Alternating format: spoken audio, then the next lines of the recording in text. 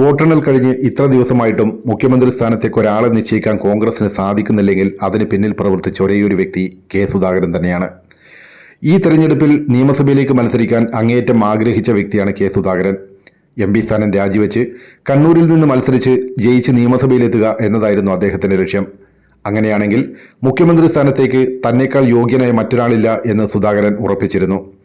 ഈ നീക്കം തിരിച്ചറിഞ്ഞ ചെന്നിത്തലയും സതീശനും ഉൾപ്പെടുന്ന ടീം ഹൈക്കമാൻഡിനെ ബന്ധപ്പെടുകയും സുധാകരനെ ഏതുവിധേനയും മത്സരരംഗത്ത് നിന്ന് ഒഴിവാക്കുക എന്ന ലക്ഷ്യം കൈവരിക്കുകയും ചെയ്തു. മത്സരിക്കാൻ അനുവദിച്ചില്ലെങ്കിൽ കടുത്ത നടപടിയിലേക്ക് നീങ്ങുമെന്ന് ഭീഷണിപ്പെടുത്തിയ സുധാകരനെ അനുനയിപ്പിക്കാൻ ഹൈക്കമാൻഡ് അദ്ദേഹത്തെ ഡൽഹിയിലേക്ക് വിളിപ്പിച്ചു.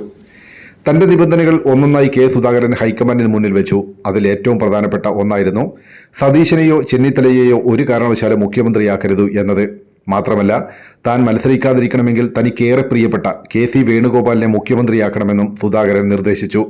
സുധാകരനെ അനുനയിപ്പിക്കാൻ ഹൈക്കമാൻഡ് ഇത് സമ്മതിക്കുകയും ചെയ്തു.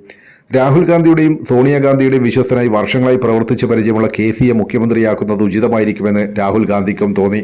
അങ്ങനെയാണ് KC വേണുഗോപാൽ തെരഞ്ഞെടുപ്പിൽ മത്സരിക്കാതെ തന്നെ മുഖ്യമന്ത്രി സ്ഥാനത്തേക്ക് നിലയുറപ്പിച്ചത്.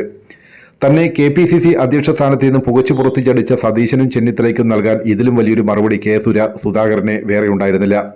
ഇവരുടെ പത്രസമ്മേളനങ്ങളിലെ മൂപ്പിളമ തർക്കങ്ങൾ സോഷ്യൽ മീഡിയയിൽ ഇന്നും ലക്ഷക്കണക്കിന് ആളുകളാണ് കാണുന്നത്. സുധാകരന്റെ നോമിനിയായി KPCC അധ്യക്ഷ സ്ഥാനത്തെത്തിയ സണ്ണി ജോസഫിന്റെ നിലപാടിന് ഇവർ പുല്ലുവില പോലും നൽകുന്നില്ല എന്ന് നമുക്ക് ഊഹിക്കാവുന്നതേയുള്ളൂ.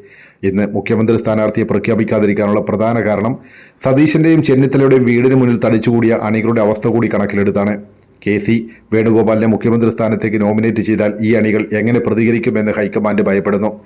VD സതീശനെ മുഖ്യമന്ത്രിയാക്കിയാൽ ചെന്നിത്തലയെ പിന്തുണയ്ക്കുന്നവർ പ്രതിഷേധിക്കും. തിരിച്ചായാൽ സതീശൻ അനുകൂലികൾ രംഗത്തിറങ്ങും. സത്യത്തിൽ ഇതാണ് ഇപ്പോഴത്തെ അവസ്ഥ.